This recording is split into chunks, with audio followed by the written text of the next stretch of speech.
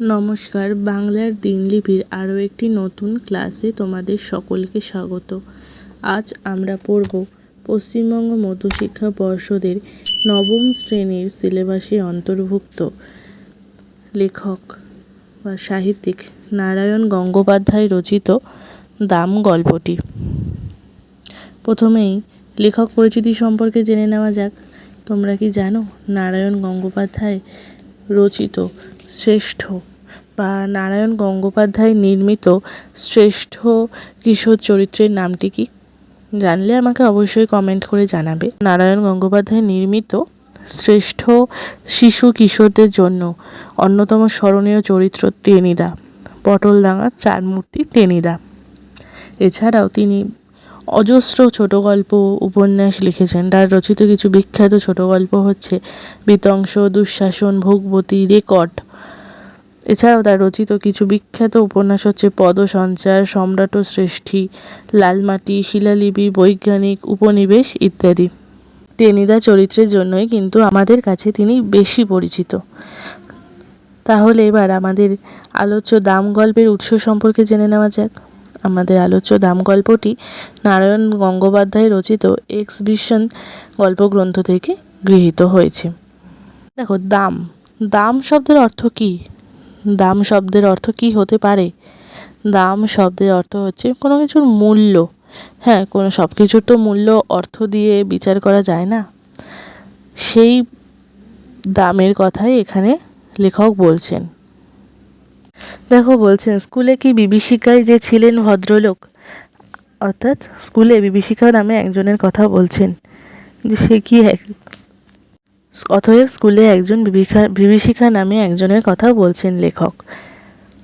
স্কুলে কি বিভীষিকায় যে ছিলেন ভদ্রলোক, অর্থাৎ স্কুলে বিভীষিকা নামে একজনের কথা লেখক বলছেন। দেখো, লেখক মানে কথক এখানে। আমাদের অঙ্ক কষাতেন, আশ্চর্য পরিষ্কার ছিল মাথা।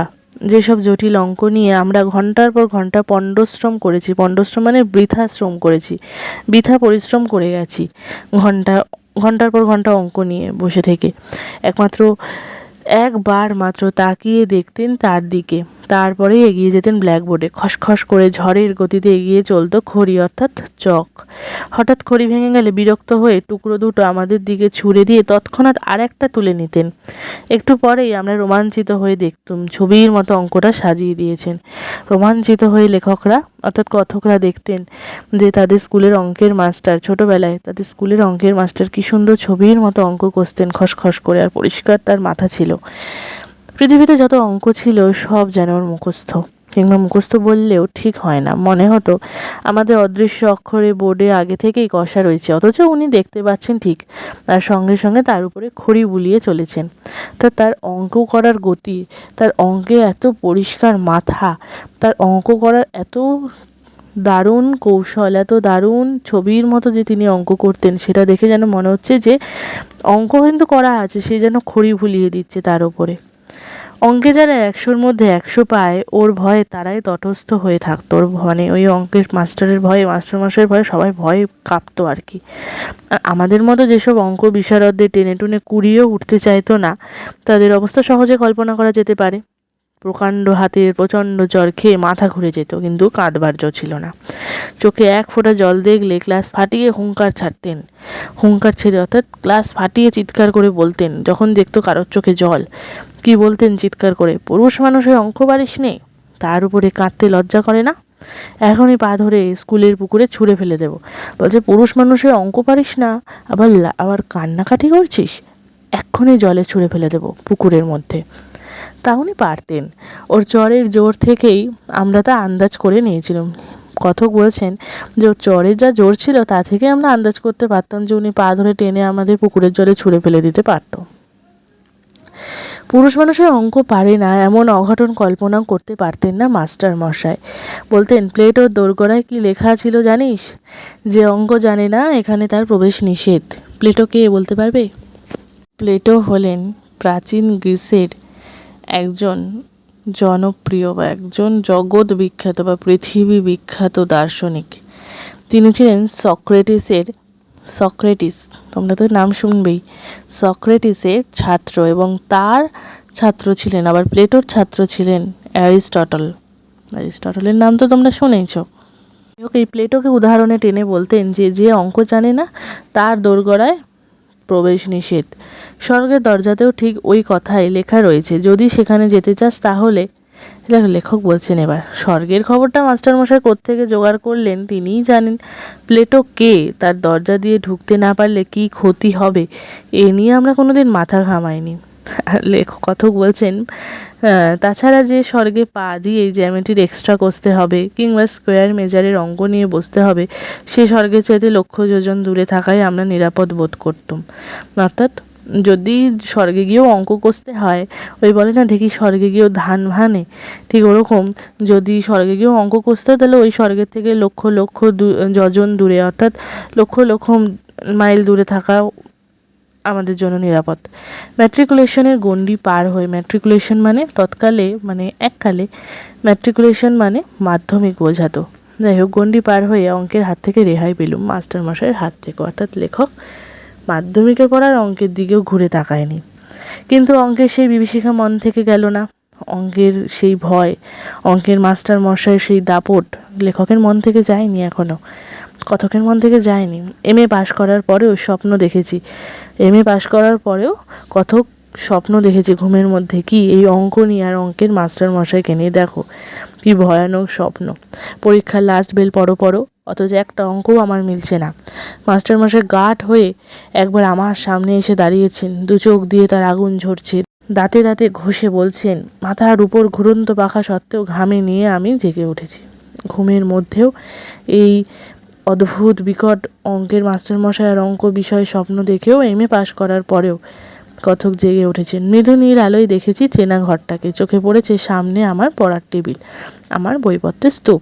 গভীর তৃপ্তির সঙ্গে ভেবেছি, মানে হাফ ছেড়ে বাঁচার মতো তিনি যেন ভেবেছেন, এখন আর আমাকে স্কুলে অঙ্ক কষতে হয় না, আমি কলেজে বাংলা পড়াই। বলছে আমি তখন কলেজে বাংলা পড়াই, আমি এখন অঙ্ক নিয়ে ভয় পাচ্ছি কেন? যাই হোক, কথক এবার বলছেন। এতক্ষণ কথক তার ছোটোবেলার কথা, তার ছেলেবেলার স্কুলের কথা, তার ছেলেবেলার বিভীষিকা মানে অঙ্কের মাস্টারমশাইয়ের কথা, অঙ্কের কথা তো বললেন। এবার দেখো তিনি তার কথা, বর্তমান কথা বলছেন। একদিন একটি পত্রিকার পক্ষ থেকে ফরমাস এলো আমার ছেলেবেলার গল্প শোনাতে হবে। একটা পত্রিকা থেকে আবেদন এলো লেখকের কাছে, মানে কথকের কাছে আর কি, তার ছোটোবেলার গল্প শোনাতে হবে। আমি জানালুম লেখক হিসেবে আমি নিতান্ত সামান্য ব্যক্তি, তাই তিনি এখন দেখো এমএ পাস করে বাংলা পড়াচ্ছেন কলেজে, আবার তিনি একজন লেখক, অর্থাৎ টুকটাক লেখেন। আমার ছেলেবেলার গল্পে কারো কোনো কৌতূহল নেই, তাছাড়া এমন কোনো স্মরণীয় ঘটনা ঘটেনি যে আসর করে তার লোককে শোনাতে পারি। আচ্ছা, আমার জীবনে এমন কিছু স্মরণীয় ঘটনা নেই যা আমি লোককে আসর করে, আসর জমিয়ে বা সুন্দর করে বসে শোনাবো বা লিখে শোনাবো। কিন্তু কর্তৃপক্ষ ছাড়লে না, তারা জানালেন সাহিত্যের ইন্দ্রচন্দ্র মিত্র বরুণেরা কেউ তাদের বিশেষ বার্তা দেননি।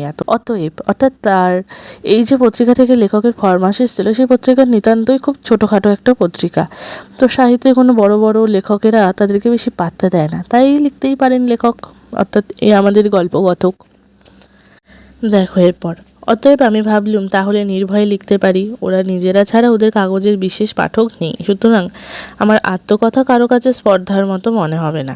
কয়েকটি ঘরোয়া মানুষের কাছে ঘরোয়া গল্প বলবো, ওটা প্রীতির ব্যাপার, পদমর্যাদার নয়, বলছি এটা ভালোবাসার কথা। কাগজ কলম নিয়ে বসে গেলুম, মনে এলো মাস্টার মশাইয়ের কথা, লিখলুম তাকে নিয়ে। তো লেখক তো কাগজ নিয়ে বসলেন, গল্পকথা কাগজ নিয়ে তো বসলেন, আর বসে কি লিখলেন, সেই বিভীষিকাময় জীবনের অঙ্কের মাস্টার মশাইয়ের কথা। ছবিটা যা ফুটলো তা খুব উজ্জ্বল নয়, মানে লেখার পর লেখাটা কেমন হলো, লেখবার সময় কল্পনার খাত কিছু মিশিয়ে নিলেও সেটা বলাই বাহুল্য, অর্থাৎ তার লেখার মধ্যে কিছু কল্পনার কথাও লিখলেন, সেই সঙ্গে সদুপদেশও একটু বর্ষণ করেছিলাম। সদুপদেশ মানে অর্থাৎ কিছু ভালো উপদেশ মাস্টারমশাই সম্পর্কে লিখেছিলেন। কি লিখলেন? মূল কথা এই ছিল, অহেতুক তাড়না করে কাউকে শিক্ষা দেওয়া যায় না, অর্থাৎ অহেতু তাড়া দিয়ে কাউকে শিক্ষা দেওয়া যায় না। যে যেমন শিক্ষা পাওয়ার বা যে যেমন শিক্ষা গ্রহণ করবার সে তেমনই শিক্ষা গ্রহণ করবে। গাধা পিটিয়ে ঘোড়া করতে গেলে গাধাটাই পঞ্চত্ব পায়, গাধা পিটিয়ে যেমন ঘোড়া করা যায় না, তার প্রমাণ আমি নিজেই। লেখক নিজেকেই সেটা বলছেন। দেখো, মাস্টার মশাই আমাকে এত প্রহার করে অঙ্ক শেখাতে পারেননি। বলছে যখন ম্যাট্রিকুলেশন পর্যন্ত মাস্টারমশাই, স্কুলের মাস্টারমশাই আমাকে অনেক চেষ্টা করে অঙ্ক শেখাতে পারেননি, বরং যা শিখেছিলাম তাও ভুলেছি। তবে এখন ব্যঙ্গ করে লেখক নিজেকেই ব্যঙ্গ করে বলছেন, এখন 2 আর 2 4 না 5 হয় তাই নিজের সন্দেহ জাগে। বলছে এখন 2 আর 2 4 হবে না 5 হবে তাই আমার মনে মনে সন্দেহ জাগে। যাই হোক, দেখো পত্রিকার কর্তৃপক্ষ খুশি হয়ে আমাকে 10 টাকা দক্ষিণা দিয়ে গেছেন। অর্থাৎ এই যে পত্রিকায় তিনি লেখা পাঠালেন তার পরিবর্তে তাকে 10 টাকা দিলেন পুরস্কার। মাস্টারমশাইয়ের কাছ থেকে এইটুকুই আমার নগদ লাভ। অর্থাৎ অঙ্কের মাস্টারমশাইয়ের কথা লিখে এই 10 টাকা নগদ লাভ করলেন তিনি, তাই জন্য এই কথা বললেন। এরপর দেখো কি বলছেন, তারপরে আরও অনেক দিন পার হয়ে গেল, সেই লেখার কথা ভুলে গেলুম মাস্টারমশাইকেও। বয়স বেড়েছে, বিনিদ্র রাত্রি যাপনের মতো অনেক সমস্যা এসে দেখা দিয়েছে জীবনে। বর্তমানে দাবিটা এত বেশি জোরালো যে স্মৃতির দিকে তাকাবার আর অবসর মেলে না। বলছে আর আমার পুরনো স্মৃতির কথাও মনে পড়ে না, বর্তমানের জীবনের দাবি মেটাতেই এখন আমি জীবন পথে এগিয়ে চলেছি। এমনই সময় বাংলাদেশের এক প্রান্তের একটি কলেজ থেকে ডাক এলো, ওদের বার্ষিক উৎসব, অতএব আতিথ্য নিতে যেতে হবে ওখানে এবং বক্তৃতা দিতে হবে। বাংলাদেশের এক প্রান্ত থেকে, অর্থাৎ যখন তিনি লিখছেন তখন কিন্তু তিনি কখনো ভাবেননি যে পূর্ববঙ্গ পশ্চিমবঙ্গের যে বিবাদটা চূড়ান্ত পর্যায়ে যাবে এবং দেশভাগ হবে। তো তিনি দেশভাগের আগেই লিখছেন, তাই জন্য বলছেন যে এক প্রান্ত থেকে, অর্থাৎ এই বাংলারই একটা প্রান্ত থেকে একটা বার্ষিক উৎসবে, একটা কলেজের আর কি বার্ষিক উৎসবে তাকে আতিথ্য গ্রহণের জন্য ডেকে পাঠিয়েছে, আর বক্তৃতাও দিতে হবে। এইসব উপলক্ষেই বিনা পয়সায় বেড়ানো যায়। তাছাড়া কলকাতা থেকে কেউ বাইরে গেলেই তার রাজোচিত সম্বর্ধনা মেলে। অর্থাৎ কলকাতার থেকে বাইরে কেউ যদি যায় কোনো কারণে, তাকে ডেকে নিয়ে যাওয়া, তাকে একদম রাজার মতো সম্বর্ধনা করা হয়। দেখো বলছে এখানকার চড়ুই পাখিও সেখানে রাজহংসের সম্মান পায়। কলকাতার কোনো চড়ুই পাখি, অর্থাৎ ছোট্ট পাখিও সেখানে একদম রাজহংসের মতো সম্মান পায় কলকাতার বাইরে। কলকাতা থেকে দূরত্বটা যত বেশি হয় আমাদের মতো নগণ্যের পক্ষে ততই সুখাবহ। অর্থাৎ কলকাতা থেকে এই দূরত্বগুলো যত বেশি হবে আমাদের মতো নগণ্য ছোটোখাটো সাধারণ মানুষদের জন্য তার আনন্দটাও দ্বিগুণ হবে। সেখানে তাদের সঙ্গে মিলেমিশে আনন্দে থাকাটাও যেন দ্বিগুণ হয়ে যায়। তারা আমাদের প্রচুর আপন করে নেয় কলকাতার বাইরের মানুষেরা। আমি সুযোগটা ছাড়তে পারলাম না। বলছে আমি তো সুযোগটা ছাড়লাম না। গিয়ে পৌঁছতে চা খাবার আতিথেয়তায় উচ্ছ্বাস। বলছে গিয়ে পৌঁছতেই একদম আতিথেয়তার চূড়ান্ত পর্যায়ে আর কি, খুব আনন্দ, খুব আতিথেয়তা হচ্ছে। ছেলেরা তো এলোই, 2-4 জন সম্ভ্রান্ত লোক এসেও বিনীতভাবে আলাপ করে গেলেন। কয়েকজন এলো, ছেলেরাও এলো, এমনকি কয়েক অটোগ্রাফের খাতা পর্যন্ত এগিয়ে এলো। রোমাঞ্চিত কলেবরে আমি স্বাক্ষরের সঙ্গে সঙ্গে বাণী বিতরণ করতে লাগলাম। ব্যক্তি হিসাবে আমি যে এত মূল্যবান এর আগে কে ভেবেছিল সে কথা। বলছে আমি যে একটা সাধারণ মানুষ, কিন্তু আমি যে এত মূল্যবান সেটা তো এর আগে আমি কখনো ভাবিনি, বা এর আগে তো আমি এতটা মূল্যবান উপলব্ধি করিনি। কথক বলছেন সভায় জাঁকিয়ে বক্তৃতা করা গেল। সভায় জাঁকিয়ে বক্তৃতা দিল। রবীন্দ্রনাথ থেকে 12টা উদ্ধৃতি দিলুম। অর্থাৎ রবীন্দ্রনাথের থেকে আর কি 12টা উদ্ধৃতি দিল। রবীন্দ্রনাথের 12টা উদ্ধৃতি বলল। একটা ইংরেজি কোটেশন চালিয়ে দিলুম বার্নার্ড শয়ের নামে। বলছে একটা কারোর একটা ইংরেজি কোটেশন বা ইংরেজি কথা বা ইংরেজি কোনো লাইন বার্নার্ড শয়ের নামে চালিয়ে দিলেন। দেশে তরুণদের নিদারুণভাবে জাগ্রত হতে বলে যখন টেবিলে একটা প্রকাণ্ড কিল মেরে বক্তৃতা শেষ করলুম, তখন অল্পের জন্য ফুলদানিটা রক্ষা পেল। টেবিলে একটা ফুলদানি রাখা ছিল। কথক এমনভাবে বক্তৃতা শেষ করলে একটা টেবিলে কিল মেরে ফুলদানিটা যেন একটুর জন্য রক্ষা পেয়ে গেল। আর হলো ফাটানো হাততালিতে কান বন্ধ হওয়ার জো। আর ফাটিয়ে হাততালি পড়ে গেল, আর তাতে লেখকের কান যেন বন্ধ হয়ে যাচ্ছে। বুড়ো প্রিন্সিপাল পর্যন্ত মুগ্ধ হয়ে আমাকে বললেন, ভারী চমৎকার বলেছেন আপনি। যেমন সারগর্ভ তেমনই সুমধুর। বলছে যেমন আপনার গম্ভীর্য তেমনই আপনি সুমধুরভাবে বলেছেন। আমি বিনীত হাসিতে বললুম, আজ শরীরটা তেমন ভালো নেই, তাই মনের মতো করে বলতে পারলুম না। কথক বলছেন যে আজ আমার শরীরটা অতটা ভালো নেই, তাই জন্য মনের মতো করে বলতে পারলাম না। পাশে দাঁড়িয়ে থাকা ছেলেরা বিস্ময়ে চোখ কপালে তুলল। পাশে দাঁড়িয়ে থাকা ছেলেরাও অবাক হয়ে গেল যে শরীর ভালো নেই তাই এরকম বলছে। দেখো লেখা আছে শরীর ভালো নেই তাতেই এরকম বললেন স্যার। শরীর ভালো থাকলে তো অর্থাৎ প্রলয় হয়ে যেত, শরীর ভালো থাকলে প্রলয় হয়ে যেত। আমি উদার হাসি হাসলুম, যদিও মনে মনে জানি। কথক বলছেন যে আমি মনে মনে জানি আমি কতটা কি। দেখো বলছেন এটি একটি সর্বার্থ সাধক বক্তৃতা আমার সম্বল। বলছে এই বক্তৃতাটাই আমার সব জায়গায় চলে, এই বক্তৃতাটাই আমার সর্বার্থ সাধক সম্বল। রবীন্দ্র জন্মোৎসব থেকে বন মহোৎসব পর্যন্ত এটাকেই এদিক ওদিক করে চালিয়ে দিই। বলছে রবীন্দ্রনাথের জন্মদিনের উৎসবই বলো আর পিকনিকই বলো, এই একটা বক্তৃতাকেই আমি এদিক ওদিক করে চালাই সব জায়গায়। স্তুতিতে স্ফীত মনে চায়ের পেয়ালায় চুমুক দিয়েছি, এমন সময় একটি ছেলে এসে খবর দিলে এক বুড়ো ভদ্রলোক আমার সঙ্গে দেখা করতে চান। লেখক বসে চা খাচ্ছেন, এমন সময় একজন বুড়ো ভদ্রলোক আসলেন, এসে লেখককে দেখা করতে চান। প্রিন্সিপাল বললেন, বেশ তো, ডেকে আনো এখানে। ছেলেটি বললে তিনি আসতে চাইছেন না, বাইরে মাঠে দাঁড়িয়ে রয়েছেন। আমার বক্তৃতায় নিশ্চয়ই কেউ অভিভূত হয়েছেন। কতক ভাবছেন যে তার বক্তৃতাতে হয়তো কেউ অভিভূত হয়েছেন, আনন্দে আটখানা আমাকে অভিনন্দন জানাবেন, এই অভিজ্ঞতা আগে হয়েছে। সুতরাং দাক্ষিণ্য পুলকিত চিত্তে আমি বললাম, আচ্ছা চলো আমি যাচ্ছি। বলছে দাক্ষিণ্য পুলকিত চিত্তে বললাম, ঠিক আছে যাও যাও, আমি যাচ্ছি। হলের বাইরে ছোট একটা মাঠ, তরল অন্ধকারে ঢাকা। এত আলো থেকে বেরিয়ে এসে প্রথমে ভালো করে কিছু দেখতে পেলুম না, তারপর চোখে পড়ল মানুষটাকে। অর্থাৎ ভেতরে এত আলো থেকে বেরিয়ে এসে মাঠের মধ্যে মাঠের মধ্যে এসে না কত পরিষ্কার করে যেন কিছু দেখতে পাচ্ছিল না।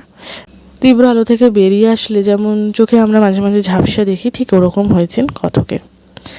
দেখো বলছেন, তারপর চোখে পড়লো মানুষটার চেহারা কেমন কুঁজো লম্বা চেহারা, মাথার সাদা চুলগুলি চিকমিক করছে, মাথাতে সাদা চুল, একজন বৃদ্ধ বয়স্ক লোক। ডাকলেন, সুকুমার। আমি চমকে উঠলুম। এখানে কেউ আমার নাম ধরে ডাকতে পারে সেটা যেমন আশ্চর্য, তার চেয়েও আশ্চর্য ওই গলার স্বর। বলছে যে আমি যেখানে এসেছি এখানে কেউ আমার নাম ধরে ডাকবে, এটা যেমন আমার কাছে আশ্চর্য লাগছে, তেমন ওই গলার স্বরটাও আমার খুব চেনা আর আশ্চর্য লাগছে। আমার মনটাকে অদ্ভুতভাবে দুলিয়ে দিল। স্মৃতির অন্ধকার থেকে একটা ভয়ের মৃদু শিহরণ আমার বুকের ভেতর দিয়ে বয়ে গেল। বলছে আমার স্মৃতির অন্ধকার থেকে, আমার ওই লুপ্ত হারিয়ে যাওয়া জীবনের ছোটোবেলাকার অর্থাৎ শৈশবের স্কুল জীবনের স্মৃতির থেকে একটা যেন ভয়ের মৃদু শিহরণ তার শরীরের ভেতর থেকে যেন, অর্থাৎ তার বুকের ভেতর দিয়ে যেন বয়ে গেল। বলছে, আমাকে চিনতে পারছো না সুকুমার? আমি চিনেছি। ভয় পাওয়ার অর্থটা বুঝতেও আর বাকি নেই। ওই ডাক শুনে ছেলেবেলায় বহুদিন আমার গায়ের রক্ত হিম হয়ে এসেছে। জানি এখনই একটা ভয়ঙ্কর চড় আমার পিঠের উপর নেমে আসবে। সেই ভয়টার কঙ্কাল লুকিয়েছিল মনের চোরাকুঠিতে। বলছে যে সেই ভয়টার কঙ্কাল লুকিয়েছিল মনের চোরাকুঠুরিতে।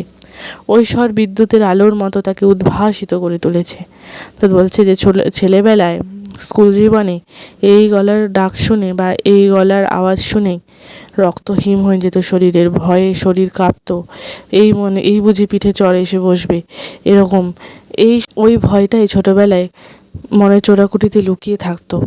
দেখো বলছেন, আমার মাথা তখনই ওর পায়ে নেমে এলো। মাস্টারমশাই আপনি? মাস্টারমশাই বললেন, বেঁচে থাকো বাবা, যশস্বী হও। বলছে, বেঁচে থাকো বাবা। রিটায়ার করার পর এখানে এসে মাথা গুঁজেছি, বাড়ি থেকে বেরোই না। আজ তুমি বক্তৃতা করবে শুনে ছুটে এসেছি। খুব ভালো বলেছো সুকুমার, খুব খুশি হয়েছি।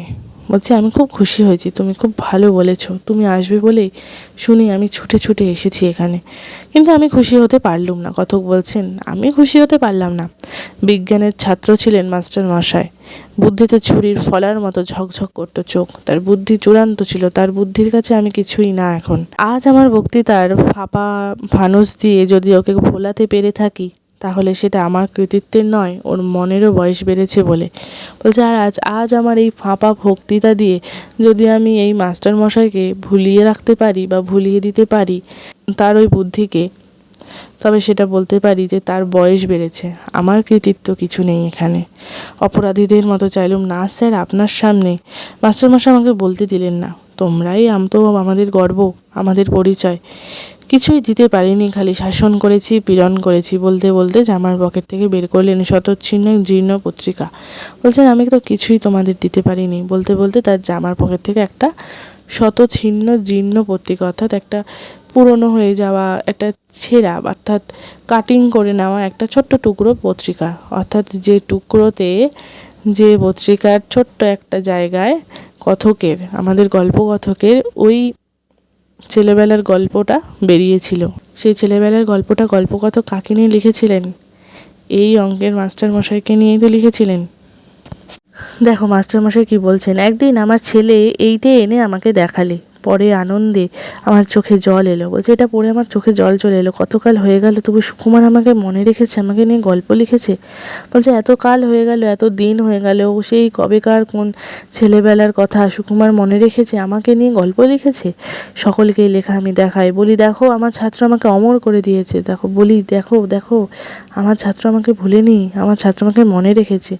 মুহূর্তে আমার জিভ শুকিয়ে গেল। কথক বলছেন লজ্জায় আত্মগ্লানিতে আমার মাটিতে মিশে যেতে ইচ্ছে করলো, কারণ সে তো জানে সে ওখানে মাস্টারমশাইয়ের প্রতি রাগ বশতই একটা ছোটোখাটোভাবে হোক বা স্বল্প আয়োজনের মধ্যে দিয়ে একটা রাগ প্রকাশ করেছেন মাস্টারমশাইয়ের প্রতি। ওই যে বলেছে না গাধাটাই পঞ্চত্ব পায়, সদুপদেশও দিয়েছেন, কিছু কিছু কল্পনাও মিশিয়েছেন।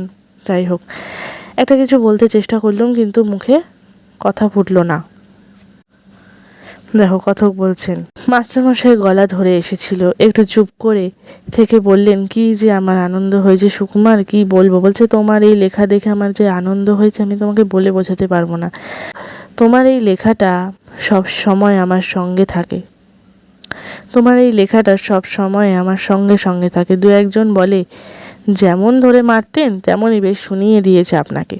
আমি বলি শোনাবে কেন, কত শ্রদ্ধা নিয়ে লিখেছে। আর সত্যিই তো, অন্যায় যদি করেই থাকে, ওরা ছাত্র, ওরা সন্তান, বড় হলে সে অন্যায় আমার শুধরে দেবে বই কি। জানো সুকুমার, আনন্দে তোমাকে আমি একটা চিঠিও লিখেছিলাম। বলছে জানো আনন্দের সঙ্গে আমি তোমাকে একটা চিঠিও লিখেছিলাম, কিন্তু পাঠাতে সাহস হয়নি, কিন্তু আমি পাঠাতে পারিনি। তোমরা এখন বড় হয়ে গেছো, এখন আর বলতে পারলেন না। আবছা আলোটায় এখন অভ্যস্ত হয়ে উঠেছিলাম। দেখলুম মাস্টারমশাই চোখ দিয়ে জল পড়ছে। কতক দেখলেন যে মাস্টারমশাই কথা বলতে বলতে আনন্দের সঙ্গে চোখে জল চলে এসছে। মনে হলো স্নেহ মমতা ক্ষমার এক মহাসমুদ্রের ধারে এসে দাঁড়িয়েছে। বলছে মনে হলো এই মাস্টারমশাইয়ের এই স্নেহ, এই মাস্টারমশাইয়ের এই মমতা, মাস্টারমশাইয়ের আমাকে ক্ষমা করে দেওয়া, কথককে যে মাস্টারমশাই ক্ষমা করে দিয়েছেন। অর্থাৎ কথক তো সেই লেখাতে, তোমরা লেখার যে মূল বিষয়টি এই হলো বলে লেখক যেটা বলেছেন সেটা তোমরা বুঝতেই পারছো যে মাস্টারমশাইকে বেশ ভালো করেই সদুপদেশ দিয়েছেন কথক। তো মাস্টারমশাই যে তাকে ক্ষমা করে দিয়েছেন ওই লেখাটা পড়েও, মাস্টারমশাই যে তাকে ভুল বোঝেননি, তাতে বলছেন আমি এক অপার সমুদ্রের কাছে এসে দাঁড়িয়েছি। সেই স্নেহ কোটি মণি মাণিক্য দিয়ে যার পরিমাপ করা যায় না। মাস্টারমশাইয়ের স্নেহটা কোটি কোটি মণি মাণিক্য দিয়েও কিন্তু মাপা যাবে না। সেই মমতা যার দাম সংসারের সব ঐশ্বর্যের চাইতে বেশি। বলছে মাস্টারমশাইয়ের সেই মমতা সংসার অর্থাৎ এই পৃথিবীর বা এই জগৎ সংসারের সমস্ত ঐশ্বর্যের থেকেও বেশি। সেই ক্ষমা কুবেরের ভাণ্ডারকে ধরে দিয়েও যা পাওয়া যায় না।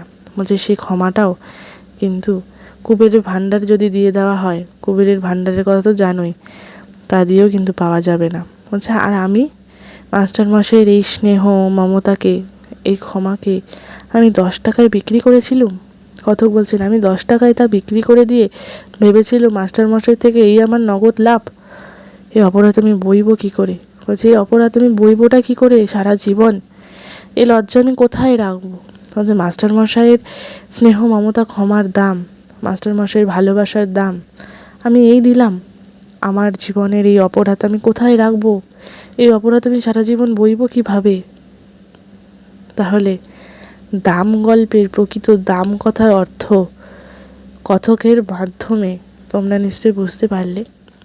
আমার এই আলোচনার ক্লাস কেমন লাগছে অবশ্যই জানাবে, আর সেই সঙ্গে ক্লাসটি বন্ধুদের মাঝে শেয়ার করে দিও, এবং এরকম আরও বিষয়ভিত্তিক আলোচনা পেতে হলে চ্যানেলটি লাইক করে সাবস্ক্রাইব করে বেল আইকন প্রেস করে দিও। ধন্যবাদ।